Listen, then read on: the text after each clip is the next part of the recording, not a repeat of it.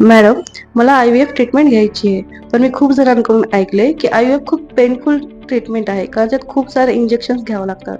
तर काय सत्य आहे? इंजेक्शन्स तुम्हाला घ्यावे लागतात 10 ते 12 दिवस, पण ते पेनफुल नसतात. खूप कमी पेन किंवा पेनलेस असतात. कारण आजकाल जी नवीन टेक्नॉलॉजी निघालेली आहे त्याच्यामुळे जे इंजेक्शन्स आहेत, सगळेच इंजेक्शन काही डीप म्हणजे आयम कमरेमध्ये वगैरे द्यायचे नसतात. जवळपास 90% ऑफ द टाइम इंजेक्शन्स आम्ही मांडीवरती किंवा पोटावरची देतो. जसं की इन्सुलिनचं रोज घेतात डायबिटीसचे पेशंट, तसंच अगदी छोटं इंजेक्शन असतं, काहीच त्रास होत नाही. वाटलं तर आपण बर्फाने शेकू शकतो.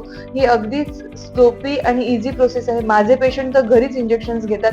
म्हणल्या त्या टाइमला फक्त फॉलो करावा लागतो. एक फोन जातो हॉस्पिटलवरनं आणि बरोबर ते त्या टाइमवरती इंजेक्शन्स घेतात. So it's not painful, it's painless.